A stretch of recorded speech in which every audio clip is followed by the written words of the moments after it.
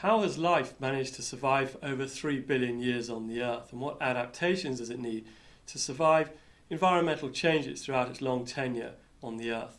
Well, one of the best ways to answer this question is to go and look at how life manages to survive and grow in extreme environments. What do we mean by extreme? Some people think that it's a very anthropocentric term. It's just a matter of taste. What may be extreme to one organism is not extreme to another. But we think that there is something much more fundamental to it than that. Biological systems do only function in a continuum of particular physical and chemical extremes. And as we go to these so-called extremes, such as high temperature, low temperature, increased pressure, we find that the diversity of life generally in these environments tends to decrease.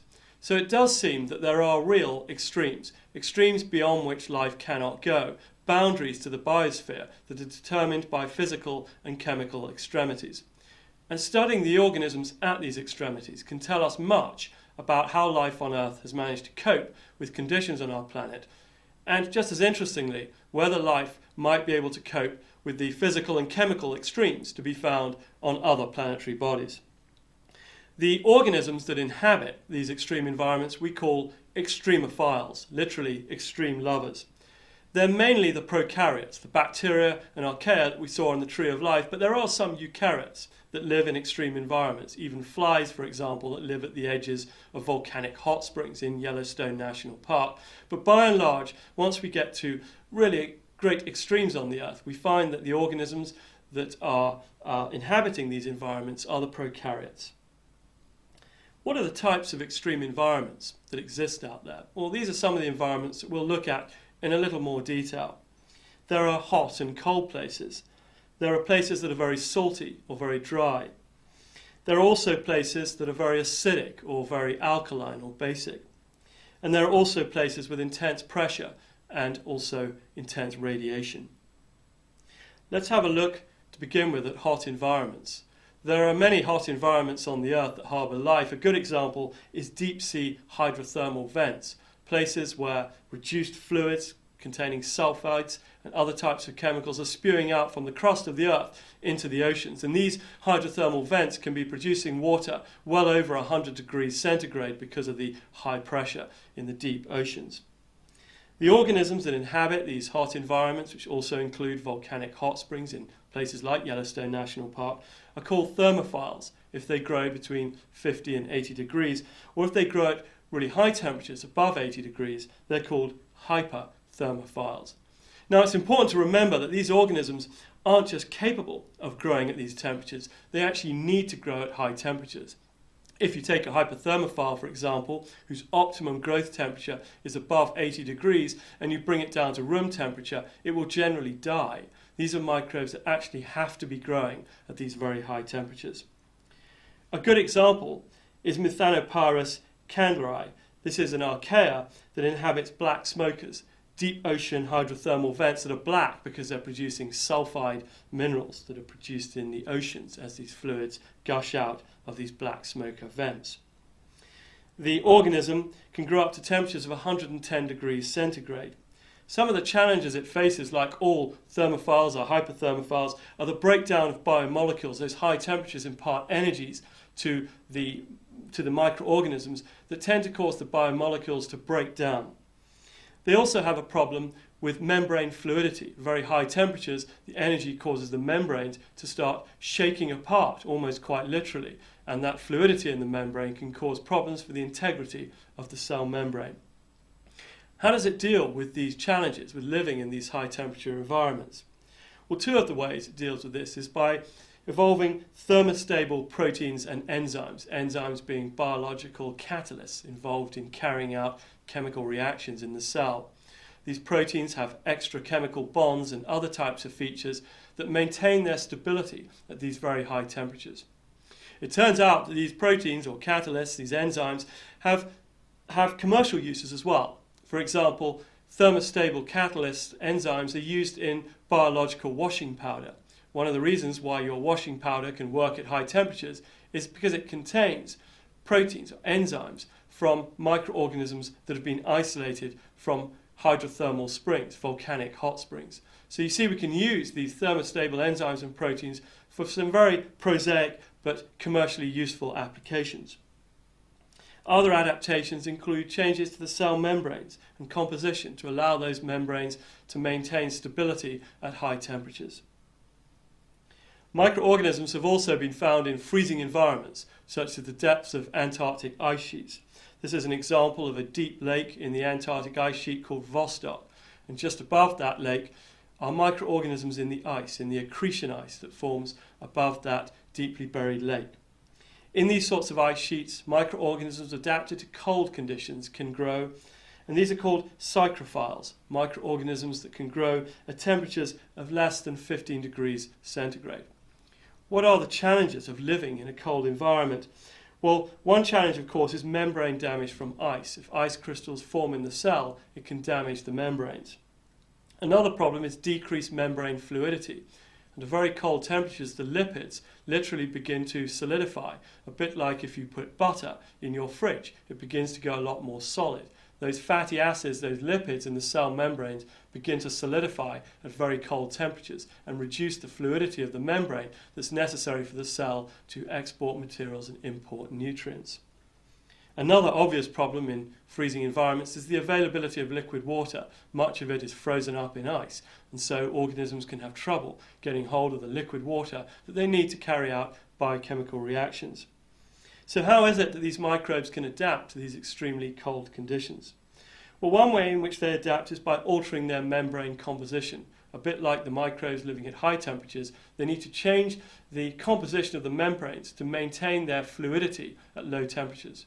One way in which they can do this is to incorporate more unsaturated fatty acids into their membranes. These unsaturated fatty acids have kinks in the membrane structure that pushes apart the membrane and makes it more fluid under cold conditions. Some of these microbes and other organisms also have antifreeze agents, such as sugars, and these sugars prevent ice crystals from forming in the cells and reduce the chances of ice crystals forming and damaging the membranes, another way in which they can circumvent the problems of growing at very low temperatures. So that's hot and cold environments. What about salty and dry environments? Well, microorganisms have been found that can inhabit very salty environments, such as microbes that live in the Dead Sea and in deposits of salt around the Dead Sea. These are called halophiles, and these halophiles, literally salt lovers, can grow at salt concentrations between 15 and 37%. Microbes that live in deserts also capable of tolerating very dry conditions, and these are called xerophilic microbes. You can find them in the deserts of the Atacama, the Sahara, and other dry and desiccated environments of the earth. The challenges of living in salty and dry conditions are actually quite similar. One problem is osmotic pressure and water availability. In very high salt concentrations, the salt has the tendency to pull water out of the cells by the process of osmosis. So cells have a problem in hanging on to their liquid water. And of course, in dry deserts, the problem is also the water tends to evaporate, which causes problems for the maintenance of water in the cell, but also osmotic effects in very dry conditions. Another challenge faced by microbes in both salty and dry environments is membrane integrity, maintaining the integrity of the membranes and preventing them from falling apart under these very high salt concentrations that tend to disrupt biomolecules, and under very dry conditions where the dry conditions also tend to cause disruption to the membranes, lack of water. How do organisms adapt to these very extreme salty and dry conditions? Well, two ways they can adapt are to control water loss from the cells. They can produce salts and other solutes within the cell that tend to hang on to the water, make it more difficult for it to dissipate from the cell. Another way in which they can deal with these extreme conditions is to go into a state of dormancy. When they're dormant, they're not active, but it allows them to wait around until conditions improve. This is particularly the case for microbes living in deserts, where they may want to go dormant and wait until liquid water becomes available, and they can reproduce and grow again, and then go into a state of dormancy when it dries up. Microbes have also been found that live at extremes of pH. For example, the Rio Tinto River in Spain has pHs down to 0.4, high concentration of protons in the water makes it very, very acidic. There are also places with very high pH, such as Mono Lake in the United States that has a pH up to 12.5, very alkaline or basic environments that pose great challenges to microbes. The challenges that are faced to the organisms that live in these environments include the breakdown of their cellular components. For example, in acidic environments, a very high proton concentration that's responsible for that acidity can disrupt biomolecules, causing them to become inoperative. These very challenging pH conditions are also a great challenge to metabolic processes for gaining energy and carrying out chemical reactions inside the cell. How do cells adapt to these extreme pHs? Well, one way in which they can adapt is to regulate the pH inside the cell in order to make it neutral. So, for example, a microorganism living in very acidic environments will pump out protons from the cell and maintain the inside of the cell at near neutral pH. And at neutral pH, the biomolecules are much more stable and metabolic processes can proceed without disruption. In other words, these cells really don't like to be in an acidic environment, but they can change their internal conditions such that they can survive and grow in acidic environments without the acid on the outside of the cell affecting cellular reactions inside the cell. This is a really ingenious way by which cells can survive and grow in acidic conditions, and similar sorts of processes are also found in very alkaline environments. Organisms have also adapted to life under high pressure. In fact, many of the habitats on the Earth for life are actually at high pressure. Two examples are the deep oceans and the deep crust of the Earth. In the deep oceans, many of the trenches are at great depths, such as the Mariana Trench at 11 kilometers depth, and here pressures exceed 1,000 atmospheres. The microbes that can live in these environments are called piezophilic microbes, literally pressure-loving microbes. In fact, at the current time, we don't know what the upper pressure limit for life is, but certainly they can survive at the high pressures to be found in these deep ocean trenches. Microbes are also found in the deep crust, living in rocks, kilometers underneath the surface of the Earth. The challenges of living at high pressure are the pressures cause the tight packing of molecules and a loss of fluidity in cell membranes. Pressure can also cause impaired cellular functions and activities, particularly of enzymes that are necessary to carry out the catalytic functions of chemical reactions inside the cell. How do organisms adapt to live at these high pressure environments in the deep oceans or in the crust? Well, one way in which they can adapt is by changing gene expression. They can produce, for example, molecules that enhance the uptake of nutrients and other elements that they need for growth across the cell membrane, and thereby adapt to these challenging environments under high pressure. They can also change their membrane structure, for example, by introducing unsaturated fatty acids to increase membrane fluidity under high pressures. And you'll notice that unsaturated fatty acids were also the way in which microbes can adapt to low temperatures. So some of the mechanisms that organisms use to adapt to one extreme are also used to adapt to other extremes. They can be common responses to different environmental extremes. We might think about one of the most extreme environments known to man, and that is the conditions of outer space. Can microorganisms survive in outer space?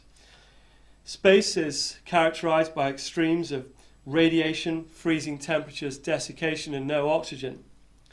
A few years ago, my own laboratory launched rocks into Earth orbit, and these rocks were bolted onto the outside of the International Space Station, and we brought them back to Earth a year and a half later to see whether anything had survived in space. And we found a single microorganism, a Gleyocapsa, which is a type of cyanobacterium, a photosynthetic microorganism that was capable of surviving in the extreme conditions of space for a full year and a half. Of course, it didn't grow in space, but it did survive. These types of experiments show how outer space is an environment that can even be survived by some microorganisms, showing how hardy they are and how able they are to resist environmental extremes, if only for a short length of time. Many extremes that we find on the Earth don't occur in isolation. I've talked about high and low temperatures. I've talked about salty environments and highly acidic and alkaline environments, but in fact, in many natural environments, there are frequently multiple extremes. And astrobiologists are very interested in polyextremophiles, extremophiles that can tolerate multiple extremes. Here's just one example, a rather famous organism called Deinococcus radiodurans. This is a microbe that can tolerate high levels of radiation. It's also found in environments with cold temperatures. It's found in deserts that are very dry. Some of these organisms can tolerate vacuum conditions, and members of this group, the Deinococci, are also found in very acidic environments as well. So we see how there are polyextremophiles that can survive multiple extremes, and by studying these microorganisms we can get better understandings of how microbes tolerate the boundaries of extremes that define the boundaries of the Earth's biosphere. Why is this of any interest to astrobiologists? Well, there are really two reasons why we're interested in studying microbes at extremes, and particularly those microbes that can tolerate multiple extremes. First of all, of course, it tells us about the boundaries of the Earth's biosphere. What are the limits of life on Earth? When do we go beyond those limits? And how might environmental changes throughout the history of the Earth, even environmental changes caused by humans, affect life on Earth and those microorganisms that inhabit the outer boundaries of the biosphere? But the other reason for being interested in studying life in extreme environments is because it might give us better ideas about the habitability of other worlds, such as Mars, Europa, Enceladus and Titan, and other planetary bodies of interest to astrobiologists. Once we know the physical conditions on those planetary bodies, we want to be able to assess whether they are within the boundaries for life, whether life might be able to persist on those planetary bodies. The only way in which we can do that is by studying microorganisms and life in general in extreme environments and seeing whether the extremes that we observe on other planetary bodies are extremes that can be tolerated by life forms that we know on the Earth. So the study of life in extreme environments is essential for assessing habitability, the ability of other planetary bodies to harbour life. So what have we learned in this lecture? We've learned that extremophiles are organisms that tolerate or require physical and chemical extremes in order to be able to survive or grow and reproduce. We've learned that although extremophiles span all major domains of life, most of them come from the prokaryotes, bacteria and archaea. We've learned that adaptations to extreme conditions sustain cell integrity and function, frequently via modifications to the cell membrane and molecules such as proteins and enzymes, catalytic molecules in cells. We've learned that interactions between multiple extremes may influence extremophile growth and survival. The study of life in extreme environments is pivotal to understanding the emergence of life on the Earth and understanding the boundaries for life in the universe at large. And finally, we've also learned that molecules isolated from extremophiles may also have commercial and industrial use.